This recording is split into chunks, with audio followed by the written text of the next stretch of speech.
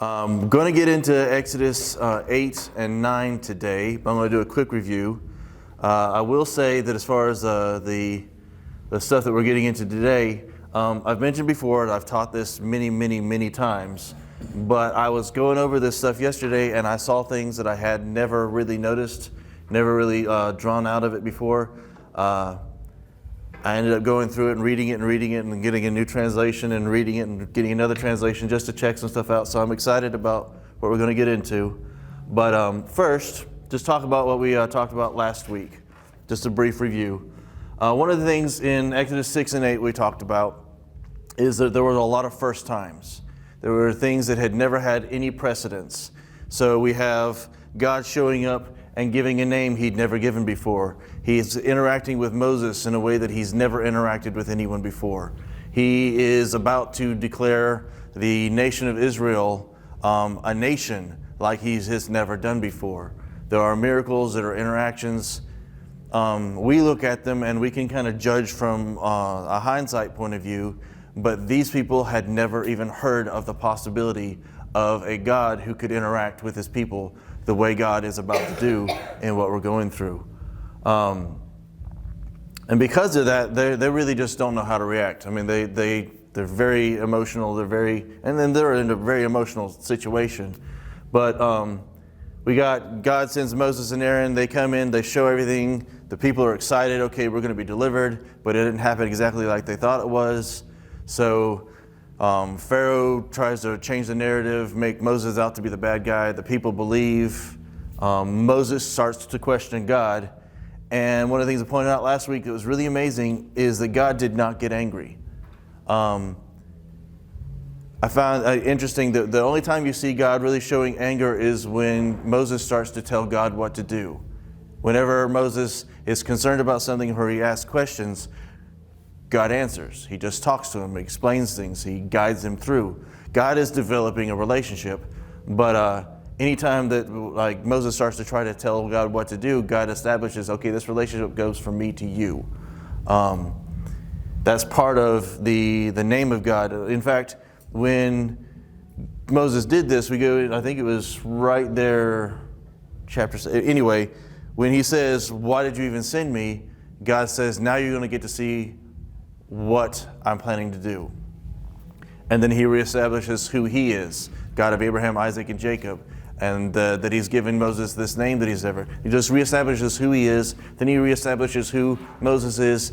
God takes a break right in the middle of all this to really lock in this relationship. And then God begins Egypt's education. The Bible calls them plagues. But the first thing he does is he turns the Nile into blood. I love the poetry here because the Nile is where the Egyptians killed all the newborn boys that Moses was actually saved from. But also the Nile was the biggest symbol of life to the Egyptians. And like every Egyptian there, they worshiped the Nile. It was a god to them. It was the source of life. And God said, no, that's me, and I'm going to make the source of life to you stink of death. And for a solid week, everything in the Nile died. There was blood. All the water in Egypt that was drinkable turned to blood. And that was just the beginning. Pharaoh had a hard heart. We know how that goes. Then he brings frogs, little tiny frogs, but he brings lots of frogs. Covers the land. They can't get them off of them. They can't get them out of their food. They can't get them out of everything. It's just frogs everywhere. I said it last week, I'll say it again, and I'll say it again and again. God's showing off. I can make frogs a plague.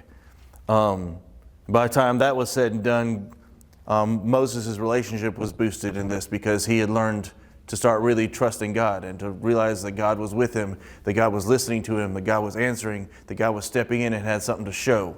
So he told Pharaoh, you set the time. So Pharaoh did, and Moses talked to God, and God said, okay. And then every frog in the land of Egypt died at the same time. So many of them that they had to pile them up, and that there were huge monuments of stinking frog death in Egypt. It was this testimony that there is a God in Egypt like they had never seen before. And this is a God who keeps calling himself the God of the Hebrews, the God of the sons of Jacob, the God of Israel. One thing that we also saw in these first two, and we're going to see it again, is that Pharaoh's magicians would come in and they were able to counterfeit what God did, but they could never counter what he did. They were able to do things that looked like what God had done, but they were not remotely able to counteract what he had done. I talked about, the wages of sin is death, but the part of those wages is just stupid. You get so locked into your own sin and you want to justify sin, you'll start doing some really dumb things. So you've got all the drinking water is blood. So what do these guys do? They find some good drinking water and they turn it into blood. Genius. And then there's frogs coming out of everywhere. They're already pouring out of everywhere, and these guys make more show up. The logic, people will go to extremes, really ridiculous extremes, to try to deny the power of God. And if they ever step back and realize what they're doing and how they're doing, I think a lot of times in our own lives, we can look back at times where we tried to deny God or did not actively seek God, and we can look back and see how foolish it was.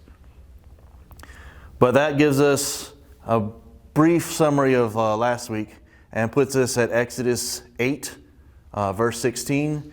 We're getting into the plague of gnats. Now, I went through and looked up some translations. It generally jumps back and forth between gnats or lice. We in Florida understand that gnats can be bad without being a plague. I've never personally experienced lice, but I know it's awful. Either way, the actual insect, there's actually one study that says that the word can be either or, but what it is it's tiny, like a mixture of insects. It could be both of them. Ultimately, what it is that this is about to get real ugly and really annoying. I mean, I think all of us have experienced having gnats swarm around us. They'll get in your eyes, they'll get in your ears, try to get in your mouth and your nose. And if you've ever inhaled a gnat into your sinuses, that is bad. You don't want that. It's really bad. And that's like one. But we're going to get to, again, 8:16, Plague of Gnats. I'm reading from the NLT.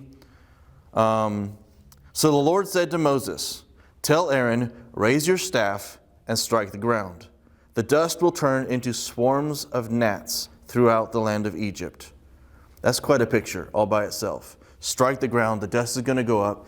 But I mean, we've all hit the ground and seen dust come up. It comes up, it spreads out, and then it settles back down. This dust apparently did not just settle back down. In my mind, I'm picturing him striking the ground, may have struck it like down or struck it straight down, don't know. But dust came up and then it just kept going. And as it's rising, it's like something out of like Hollywood. It starts turning into small insects, swarming insects. So Moses and Aaron did just as the Lord commanded. When Aaron raised his hand and struck the ground with his staff, gnats infested the entire land, covering the Egyptians and their animals. All the dust in the land of Egypt turned into gnats. Pharaoh's magicians tried to do the same thing with their secret arts. Why? But this time they failed, and the gnats covered everyone, people and animals alike. Verse 19, "This is the finger of God," the magicians exclaimed to Pharaoh. But Pharaoh's heart remained hard. He wouldn't listen to them, just as the Lord had predicted. These guys have seen the entire Nile River turned into blood.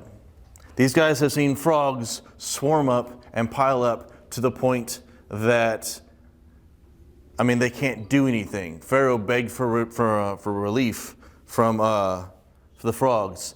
But these gnats show up, and the magicians say, "This is the finger of God." Having been swarmed by small, not plague level gnats, I'm fully aware of how frustrating they can be, but to have them hit like all the dust in the land.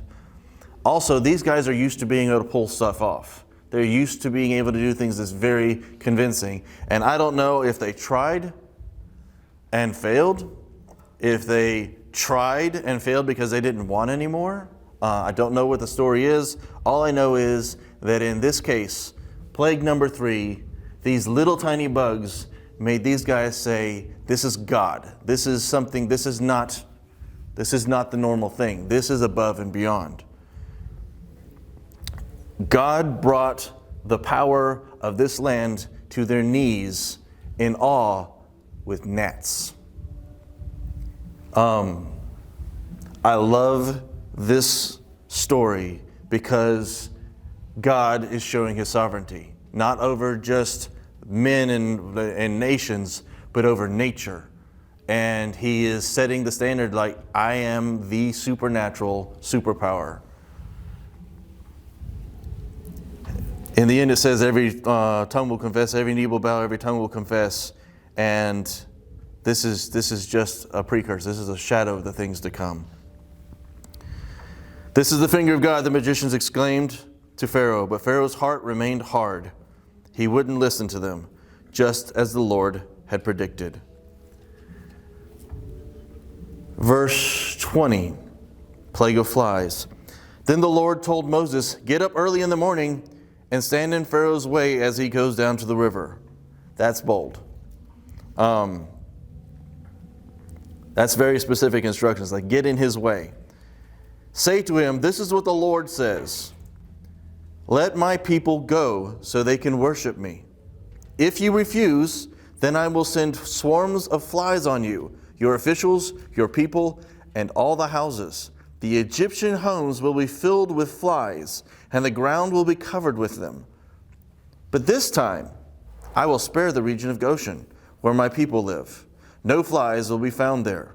Then you will know that I am the Lord, and that I am present even in the heart of your land. Before I go any further on this, there are some major stuff going on with this particular plague. First of all, God's instructions have gotten bolder. He just stepped up. We just got into Pharaoh's face and gave him commands.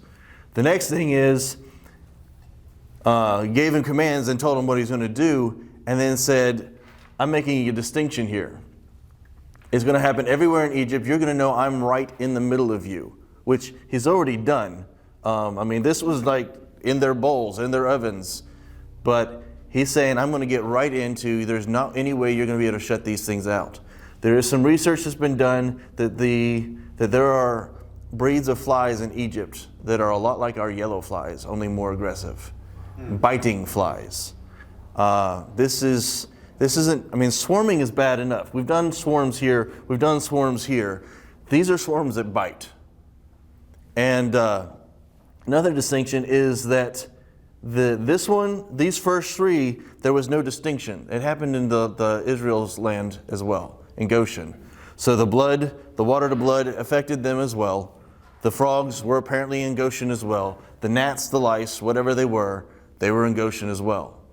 So Israel got to see firsthand exactly what was going on. Now, how did it affect them? I don't know. The Bible doesn't say. We know it got the Egyptians' attention. However, this is getting everybody's attention because God is saying, I'm going to draw a line in the sand. And have you guys ever tried to keep flies out of anywhere? Like, even just keeping out of your house or whatever. You got one that's got in the house, it's nighttime, you just wish the thing would go in the bathroom, close the door, and you just leave you alone. One fly.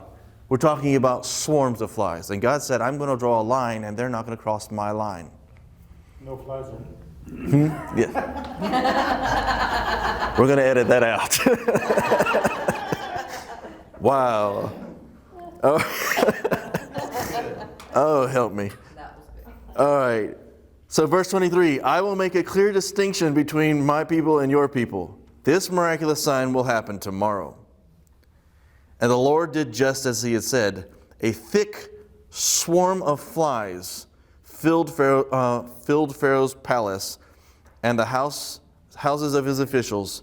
The whole land of Egypt was thrown into chaos by the flies. Again, we're talking about probably the mightiest empire in the world. They had chariots that were feared all across the land. They were brought to their knees by flies. Pharaoh called for Moses and Aaron. All right, go ahead and offer sacrifices to your God, he said, but do it here in this land. But Moses replied, that wouldn't be right. The Egyptians detest the sacrifices that we offer to the Lord our God. Look, if we offer our sacrifices here, where the Egyptians can see us, they will stone us. We must take a 3-day trip into the wilderness to offer sacrifices to the Lord our God, just as he has commanded us. I want to point out that a lot of the sacrifices that the Israelites did were cattle, and the Egyptians worshipped cattle. In fact, this particular Pharaoh was noted for a very high esteem for cattle and livestock. So Moses is not wrong. I mean, he's got other instructions here, but if the Egyptians started seeing them like sacrificing animals that they worship, it'd be all out war. So Pharaoh says, "All right, go ahead," Pharaoh replied. "I will let you go into the wilderness to offer your sacrifices to the Lord your God, but don't go too far away. Now hurry and pray for me." I think it's interesting that he went from like at the beginning, so I don't know who the Lord is, to now as the Lord your God. All right, okay, there's some legitimacy here. Moses answered, "As soon as I leave you, I will pray to the Lord, and tomorrow the swarms of flies will disappear from you and from your officials and from all your people. But I am warning you, Pharaoh, don't lie to us again and refuse to let the people go to sacrifice to the Lord." That's bold. I'm warning you. Pharaoh doesn't get that very often. So Moses left Pharaoh's palace and pleaded with the Lord to remove all the flies. And the Lord did as Moses asked and caused the swarms of flies to disappear from Pharaoh, his officials, and his people. Not a single fly remained. But Pharaoh again became stubborn and refused to let the people go. I think Moses is probably really grateful that God gave him the warning, like he's going to keep refusing. But at this point, I don't even know. I mean, how do you process this? We've seen all these things, the gnats, and then they're just gone. This is one of the first ones. My dad used to joke about this, said that the reason that we still have gnats is the Egyptians' fault, because this is the first one that they didn't actually pray for it to be removed. So they're still here, and it's their fault. I don't know. It feels like it sometimes. But the flies were gone. Like one day they're there, a thick swarm of flies, and then the next day they're gone. Not a single fly. Something that we don't always think of. 1 or 2 flies in a room are a distracting noise. They're on you. They're around. You can hear them. A swarm of them. Can you imagine the din in Egypt just from the sound of that many flies? Also, you may not notice bugs like skittering across something, but several bugs skittering across. You can hear them, and so these flies are flying. They're walking. This is a full surround sound sensation experience. I mean, they're everywhere, and then they're gone because God said so. I've tried to get rid of 1 or 2 flies. I've run around the house like a maniac with a fly swatter in each hand, trying to kill a couple flies. They don't go away. They were gone. That's as miraculous as them showing up, because God said so. All right. So Exodus 9. This is the plague against the livestock. This is one of the ones where the translations get a little bit confusing. In NLT, it just says livestock. Most of the others, not all of them, most of the other translations that I checked said the livestock in the fields. And I think that's an important distinction because of something that comes up later on. But the livestock that are getting affected here are the ones that are out in the fields. There are also, I'm not like a herdsman or anything like that. I don't really have any background in that. But my understanding is you have livestock that are kept out in fields, and you also have livestock like the ones that are birthing or like your dairy. They tend to be kept undercover. And there's conditions and reasons to keep a large amount of livestock undercover as well. But what we're about to deal with is the ones specifically in the field. Verse 1, "Go back to Pharaoh," the Lord commanded Moses. "Tell him, this is what the Lord, the God of the Hebrews, says. Let my people go so they can worship me. If you continue to hold them and refuse to let them go, the hand of the Lord will strike all of your livestock, your horses, donkeys, camels, cattle, sheep, and goats. with a deadly plague. But the Lord will again make a distinction between the livestock of the Israelites and that of the Egyptians. Not a single one of Israel's animals will die. The Lord has already set the time for the plague to begin. He has declared that he will strike the land tomorrow. And the Lord did just as he had said. The next morning, all the livestock of the Egyptians died. But the Israelites didn't lose a single animal. Pharaoh sent his officials to investigate, and they discovered that the Israelites had not lost a single animal. But even so, Pharaoh's heart remained stubborn, and he still refused to let the people go.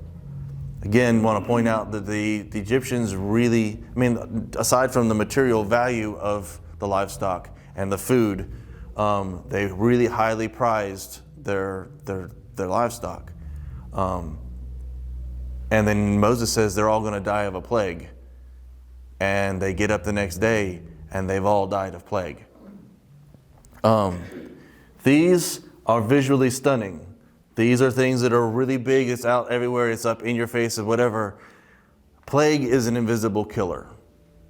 They have perfectly healthy animals. One day somebody shows up and says, the God of Israel, the God of the Hebrews says this is what's going to happen. He says he's going to strike them with his hand and they're going to die of plague. And the guys get up the next morning and there's animals just lying out dead everywhere. Presumably, in a way that's obvious that it was a pestilence, it was a plague. This is God getting up in the entire nation's face. It makes me wonder how many of the Egyptians came to believe in Yahweh because of what they saw, all these signs. One of the things that God said is, I'm doing this so that the Egyptians will believe. But he says more in a little bit. Because later on, didn't some of the Egyptians put the blood on their doors? Well, they could have. During the Passover, the Israelites certainly did, but anybody who did, because that word went out to everybody, and we'll get to that. But I know that the Bible says that there were Egyptians who left with the Israelites. They actually end up being a problem later on, but we'll get to that. Verse 8, a plague of festering boils. I would also want to point out before I go any further that the nature of these plagues are getting more and more personal. I kind of was thinking about Job, how when Job was tested to glorify God, it was first the outside stuff, then his body and his health, and it went and got more and more personal, except for taking his life. And there's something going on here that's very similar. At first he gets the Nile, and then he brings these things into the land. Then he brings stuff that you can't even see, and now he's actually touching them. Then the Lord said to Moses and Aaron, take handfuls of soot from a brick kiln and have Moses toss it into the air while Pharaoh watches. I will point out that NLT says brick kiln. Most of them do not. There's a nice poetry here because the Egyptians made poetry may not be the right word, but the Egyptians made the Israelites make bricks. So whether that really was or wasn't, I don't know. It could be a translation issue. But it's a nice image. If they actually grab, it'd be the furnaces and stuff that would be most readily handy for the Israelites to get a hold of to do this. It says, toss it in the air while Pharaoh watches. Again, right in his face. The ashes will spread like a fine dust over the whole land of Egypt. That's got to be amazing. We're talking about a couple of handfuls of ashes, dust, thrown into the air, and they just spread and spread and spread. This is the hand of God. Spread on the whole land of Egypt, causing festering boils to break out on people and animals throughout the land. This is another indication that these were not all the livestock, but a specific group of livestock, because otherwise where are these other ones coming from? Also, I want to point out, we read this and it sounds like it's happening the day and then the next day and the next day, and there is time between these things. We see it a little bit later on. We talk about the hail and it kills one crop and then something else kills another crop. There is time. God is giving them enough time to let these different plagues sink in. Otherwise, There's no way anybody could have survived something like this. And God points out, I'm dragging this out because I could have killed you, but I didn't. Festering boils to break out on the people and the animals throughout the lands. Verse 10, so they took soot from a brick kiln and went and stood before Pharaoh. And as Pharaoh watched, Moses threw the soot into the air, and boils broke out on people and animals alike.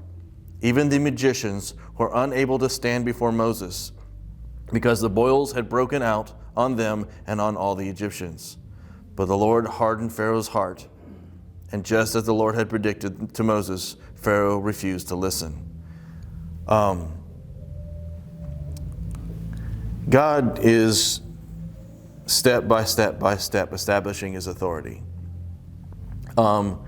He's the authority over life. He's the authority over what lives and comes out of rivers and water. He's the authority over the things that swarm in the air. He's the authority of the things who do not have authority, who acknowledge no authority, the swarms of attacking things. And he says, they're here, they're gone.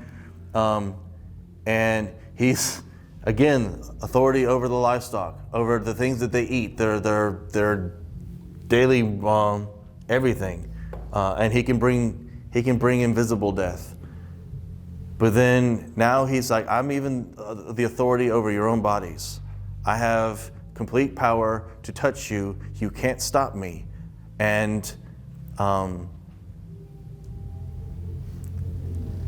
displeasing God is a bad thing. I mean, all these things are terrible. They're horrible things to happen.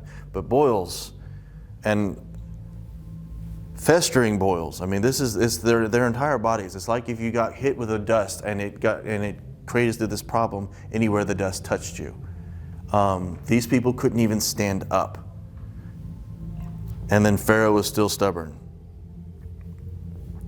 So presumably, we're getting to the next one, the plague of hail. There's been enough time for these things finally to resolve themselves. I would also point out that these boils have probably scarred a lot of people. Nobody at this point, when we get to verse 13, nobody looks like they used to look. Egypt doesn't look like it used to look. It has been touched by a judging God, by the judging God. Goshen looks pretty much the same, but Egypt is looking pretty rough. And it's about to get worse. So in verse 13, then the Lord said to Moses, get up early in the morning and stand before Pharaoh. Tell him, this is what the Lord, the God of the Hebrews, says. Let my people go so they can worship me. If you don't, I will send more plagues on you and your officials and your people. Then you will know that there is no one like me in all the earth. God's stepping things up again. By now, I could have lifted my hand and struck you and your people with a plague to wipe you off the face of the earth. But I have spared you for a purpose, to show you my power and to spread my fame throughout the earth. But you still lord it over my people and refuse to let them go. So tomorrow, at this time, I will send a hailstorm more devastating than any in all the history of Egypt. And here's something interesting. Quick, order your livestock and servants to come in from the fields and find shelter. Any person or animal left outside will die when the hail falls. I talked before about when you read the Bible, look for the God of love. This is a God who is he said, I could have killed you all. You could all be dead, but I spared you for a purpose. And I'm about to do something even worse. And I'm warning you, so you've got a chance. If you'll believe me, if you'll obey me, you can be spared. I mean, God is telling them, I'm going to do this. It's almost like he's raising his hands like, I'm going to slap right there. If you don't want to get smacked, move. The only reason to get smacked at that point is to stay there and be stupid. Verse 20, some of Pharaoh's officials were afraid because of what the Lord had said. They quickly brought their servants and livestock in from the field. Yes, some of the Egyptians believed. They can't all be stupid. Okay, yeah, they can, but but those who paid no attention to the word of the Lord left theirs out in the open. Some of them had to be dumb, otherwise there wouldn't have been an example. Then the Lord said to Moses, "Lift your hand toward the sky, so hail may fall on the people, the livestock, and the plants throughout the land of Egypt." So Moses lifted his staff toward the sky, and the Lord sent thunder and hail, and lightning flashed toward the earth. The Lord sent a tremendous hailstorm against all the lands of Egypt. Never in all the history of Egypt had there been a storm like that, with such devastating hail and continuous lightning. It left all of Egypt in ruins. The hail struck down everything in the open field, people, animals, and plants alike. Even the trees were destroyed. The only place without hail was the land and the region of Goshen, where the people of Israel lived. Then Pharaoh quickly summoned Moses and Aaron. "This time I have sinned," he confessed. "The Lord is the righteous one, and my people and I are wrong. Please beg the Lord to end this terrifying thunder and hail. We've had enough. I will let you go. You don't need to stay any longer." Here's something I want to point out. There's no quick communication here. This hailstorm hit, and it's hitting hard enough to destroy things. It's hit hard enough and fast enough that livestock are dead, trees are destroyed, plants are gone, people who didn't listen are gone. So at some point, this storm has gone on long enough for Pharaoh to realize all this. I mean, he's not just sitting up there and just like, well, he might be up there watching this stuff happen, but he sends for Moses and Aaron. Moses and Aaron are in Goshen. They're not sitting outside Pharaoh's court waiting for him to say something. So he has to realize that this is this bad. He has to get somebody who can somehow manage to get through to Goshen from wherever Pharaoh is in Egypt through a hailstorm that's killing cows and trees. Talking to a cricket about this, I mean, these guys were known for their chariots. They could move fast, but your chariots are driven by horses that don't wear hail armor. The only way I can see this happening, and there's other possibilities, but I'm picturing some guys in full armor with shields over their heads like umbrellas, moving through this. But see, it's hailstorm, but it's also continuous lightning, and it's also raining. You are not traveling fast through this. So they've got to go from Pharaoh all the way to Goshen, get Moses and Aaron, and get them all the way back before they can even talk to Pharaoh. So this storm, which is so devastating that Pharaoh is desperately seeking Aaron and Moses, continues to go on. I have no idea how long it took, but I can only imagine they had to go on foot and they had to go carefully because of the hail and because of the rain. And have you ever been out in a really bad lightning storm? It's a strobe. Continuous lightning, like even navigating and being able to see when everything just flash, flash, flash, flash, flash. And it's not like God was going to step, no, I'm going to make it easy for them to get back. God's making a point. It also talks about fire. That actually comes a little bit later on. It says here, and there is hail. This is Young's literal translation. And there is hail and fire catching itself on the midst of the hail, very grievous, such as not been seen since Egypt became a nation. Which verse is that? 24. Would that have been from the lightning? Might have been from the lightning, Yeah. yes. Good, thank you.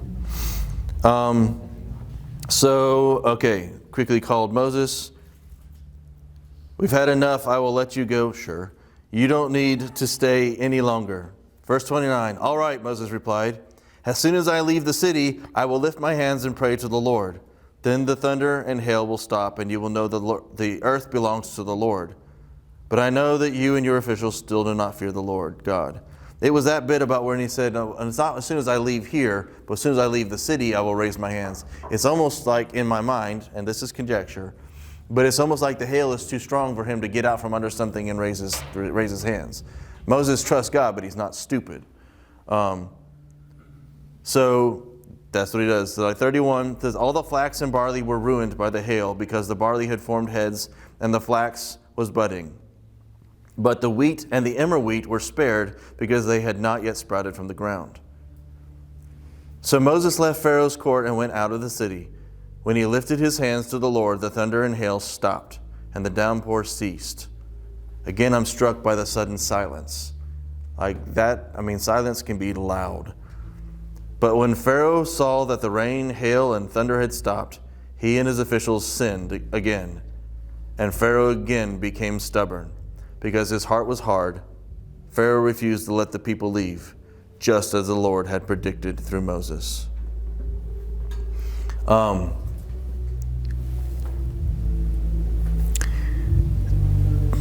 We have an awesome God who does awesome things. And he's establishing some stuff in this. I think I may go through and get a list. I've seen a list of the different gods that our God was making an example of through all these things. It's a pretty extensive list, actually, because they had an enormous pantheon of things that they worshipped and that they claimed were powerful. But we've got 1, 2, 3, 4, 5, 6, 7 of the 10 plagues. And this is hit hard enough that even by plague 3, the magicians are saying, we can't do this. This is beyond what we can do.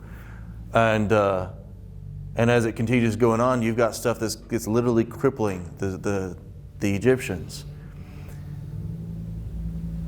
One of the things that comes out with this hailstorm that is so amazing to me is that God flat out just says, I could have done this all at once. But I didn't, because I wanted to make a point. I wanted the whole world to know about me, which we know later on that the land of Canaan had ended up hearing about this, because again, Egypt was one of the superpowers of the world at that time. It was one of the mightiest nations, and they got their heads handed to them. They were beaten and beaten and beaten. The other thing about this is, it's that moment where God tells the Egyptians, quick, go out, bring in your livestock, save yourselves. God has chosen the Israelites as his chosen people, but he claims everybody. His chosen people were his chosen people because ultimately he has a Messiah. He has a messianic plan that he's going to preserve certain lines and he's going to accomplish things so that he can pay the price for sin. But that's got to be, God's very righteous. He is just. He is perfect. And the way to make this all right has to be exactly that same way. So he's chosen the Israelites to establish that pattern and eventually bring that to pass. But he did that. He even intended, even at this point, that the Israelites were going to reject the Messiah. You see that as we go on later on into like Isaiah and Jeremiah and several of the other prophets. They say that like the Messiah was going to come, but he was going to be rejected by his own people. It was always God's plan, because everybody, like God created Adam and Eve, not part of Adam and Eve that would eventually be the Israelites. He wanted to save everybody. Even now, before he's established a law, before he's done any of these other things, he has said he's trying to give them an opportunity to be saved. And he has one requirement: believe me and act according to what I say. If you will believe what I say and act in faith, because that's what faith is, God says something and you live according to that, you'll be saved. Varying based on the situation we're in. But even here, we're talking about the ones who have enslaved his people. The ones who have tortured them, who have made them work, who have beaten them down into servitude, who have been this authority over the people that he wants to serve him. We're talking about the people who have taught the Israelites to worship other gods. And God has established, he's laying down the law. He's laying down, like, I'm the one who's most sovereign. And he tells them, okay, it's about to get really bad. Even you can be saved if you'll believe me, if you'll trust me. We live in a fallen world with fallen people. Even those of us who are saved, are in fallen bodies that we have to struggle against. And because of that, we have to, like, God deals with us in a physical world, in a physical way. For Egypt became a symbol of sin. It became a symbol of bondage. And as a nation, God deals with nations differently than he deals with individuals. But as a nation, Egypt had to be judged because Egypt as a nation came against God's people. In fact, when he sent Moses, he said, tell Pharaoh that Israel is my firstborn son. The last thing that Moses is going to tell him is that little bit that God told Moses at the before all this. It's because you have threatened my firstborn son, I will kill your firstborn son. Pharaoh, as the head of this nation, is in a particularly bad spot because the leader is going to bear a different burden than just the follower will. But in this, the nation is being judged, but God is giving opportunities for the individuals to trust.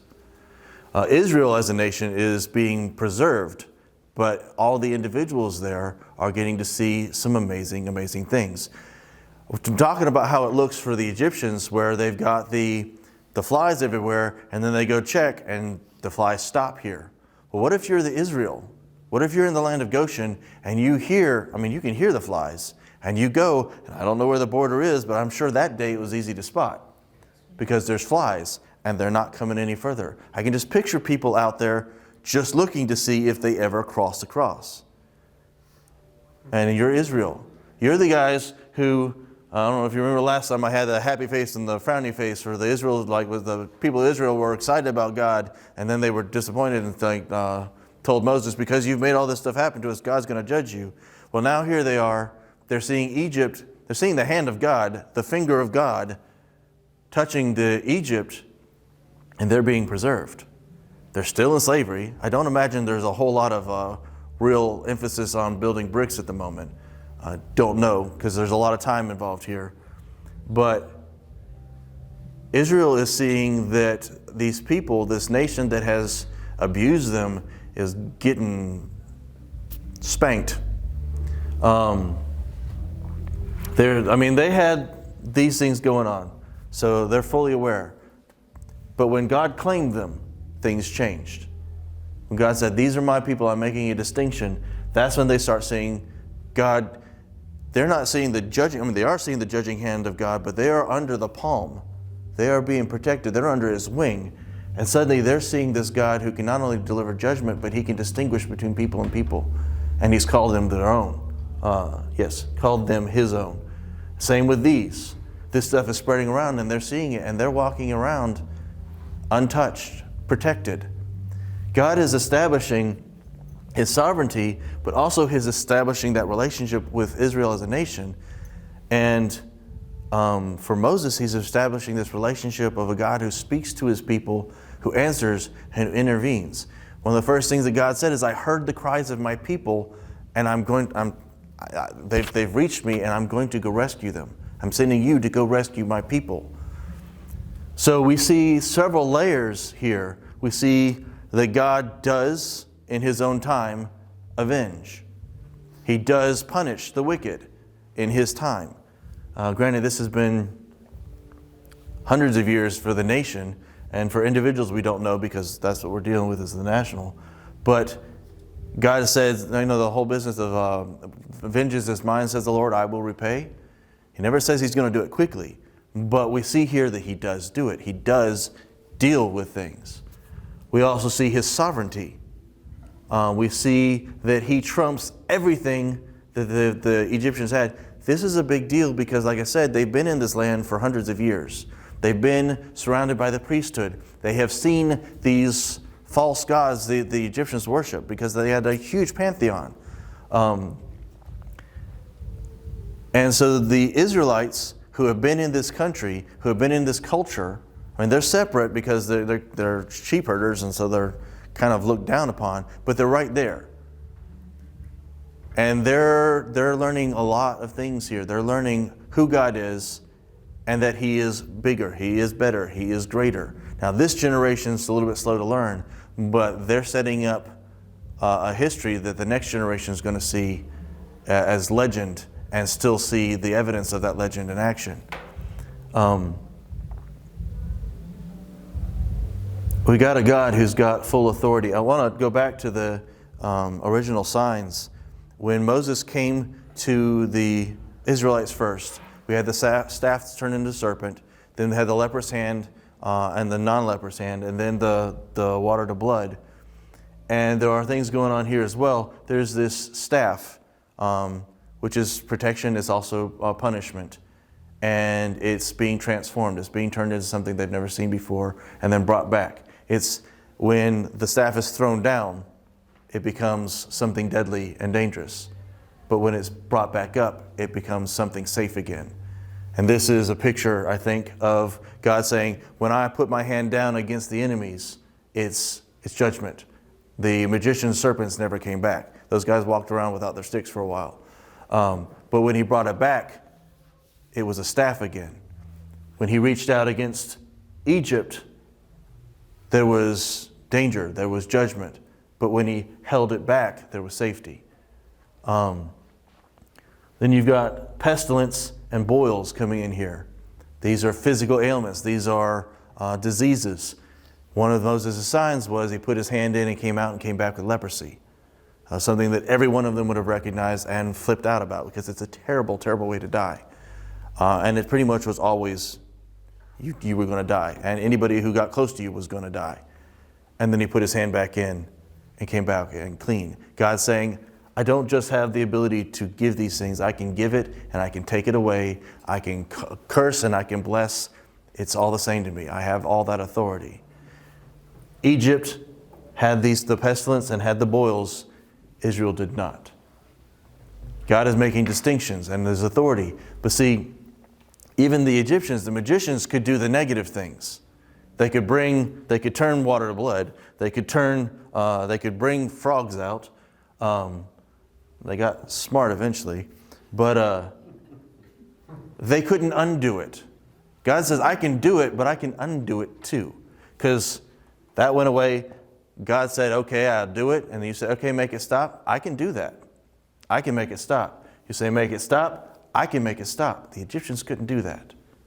This is a God of both life and death. All of the pantheon that the Egyptians had, they had to have each a different God, and there was a lot of overlap because none of them could do it all. God said, no problem. I made it all. I can do it all. He is teaching both Egypt and Israel, and eventually the entire world, who He is. He is establishing His name and His fame throughout the land. And for the Israelites, all this judgment, I mean, everybody who's an enemy to the Israelites are really focused on what's going on with Egypt. But in the middle of all this, they've got this bubble around them. They're seeing the judgment, but it's not touching them. God's saying, I protect my own. I mean, I'll judge, I'll punish my own, but I protect my own. I avenge my own. So we have all this, and there's a lot of obvious connections we can make, a lot of obvious reasons why this has been put in the Bible and saved for us, preserved for us to learn from. Again, this is part of the large story that God is establishing ultimately the Messiah. But see, God's the same yesterday, today, and forever. And who He is does not change. In all of these things, we can see some things about God that are always going to be true. For one thing, according to the Bible, there's been a distinction made between us and the world as well. Assuming that we have made the choice of, like God says, if you'll obey me, you can be saved. In this case, if you will accept the Messiah that I sent you, Jesus, my Son, you will be saved. There are things that His hand is always over us and withholding levels of judgment. But sometimes there are things that we experience as well, because we're in this world, we're in this land. The distinction is that when we turn to God, and when He does make that, we're different, we're set apart. These things that touched them, touched the bodies that actually affected, did not touch Israel. They were in the land, they were part of it, they did see these things, they did experience things, but none of these things were life-threatening. And I think if we take into consideration that our lives are not this flesh and blood, our lives are the spirit, the soul that we have in us, that God has transformed and made eternal in line with Him. We can look at the physical things that happen to us and think about judgment, and we can think about, what did I do? Is God punishing me? But if we remember who He is, then we can understand that the things that are really affected are only temporary things anyway. And sometimes we have to be in the land so God can make a distinction. Sometimes we have to be part of the negative things that are going on, because if we aren't, then how can He show? If I throw down a staff and it becomes a serpent, and you're in the room, everyone in here recognizes the danger of that serpent. If I reach down and pick it up, everyone in here experiences the relief of no longer having a serpent in their midst. If you're not here, you don't experience that. You aren't preserved. You aren't saved. If, just an example, I throw down that serpent and it points and picks out certain individuals, or the serpents that were consumed, if you're not here, you were not ignored. If the Israelites weren't in this situation, they would not have had the judgment withheld. If we are not in this world, if we're not in the midst of all the chaos that's going on, then we're not here as an opportunity for God to show a distinction. What's important is for us to remember that and go ahead and make that distinction in our minds to begin with, so that when we're spared things, or when God does what He's going to do, we've already established that we've aligned ourselves with Him. If we're walking around like everybody else, moaning, groaning, complaining, talking about woe is me and how has the world gone to this and all this, and then how do we look any different? But if we talk about the goodness and greatness of God and how we know that He fulfills, how we know He has a master plan, that He's got good works intended, that He has got this under control, then when things do finally turn out right, we've shown the distinction, and we have been part of His fame being spread throughout the land. Would you go back and read your version of, like at verse 18? When he went out from Pharaoh and made a supplication to the Lord. It says, verse 18, it says, tomorrow at this time, I will send a hailstorm. This is when he's actually sending the hailstorm. Okay. So tomorrow at this time, I will send a hailstorm more devastating than any in all of the history of Egypt. Quick, order your livestock and servants to come in from the fields and to find shelter. Any person or animal left outside will die when the hail falls. Did you want more, or? That's not what I was looking at. When he sent Moses out from Pharaoh, where did he, when Moses went out, I'm wondering, did he go to Goshen? He left the city that they were in. I assume that he... Just in that city? It was in the entire land of Egypt except for the land of Goshen. I don't actually have a map, but if you, they've got them that defined. Goshen was a land that was part of Egypt, but it was set aside for Israel. So in this case, when he left the city, he went out of that jurisdiction. I'm assuming it went right into to Goshen. Okay. I don't know that. I mean, that's something I probably should have looked up. But he did, ultimately what he did was he stepped out of the jurisdiction of Pharaoh and stepped into the jurisdiction of God that he had set aside. And based on the reading of it, I'm saying that he stepped out of where the hail was falling to where he could actually get out from under and raise his hands. Any other questions, comments? Yes? A couple things. One that's kind of wild to me about the story is whenever Moses is talking to Pharaoh, he's saying, let us go for 3 days. Mm-hmm. He's not saying, let us go for good. Right. So, I don't know, I feel like every time I've heard the story, it's like, let us go forever. Mm-hmm. And that's why it's such a big deal. So it's kind of wild that he's not just letting them go for 3 days and then come back. There's an interesting bit of history there. Turns out that to move a large group of people out of Goshen, a 3 days travel gets them to the border of Egypt. You can actually leave Egypt in 3 days. So the 3-day journey was more than just like we're going to go, but we're going to go at least far enough to actually be out of your jurisdiction anymore. It's kind of saying we're going to leave, and we might not be coming back, without actually saying we're going to leave and not actually not come back. There's an implication there, but just saying, hey, free all the slaves is probably too much for anybody to bear. But yeah, it is an interesting thing. It's like not just, hey, we're going to go away and never come back. It's let's just take a 3-day journey. Sounds like a distance to me. 3 days journey.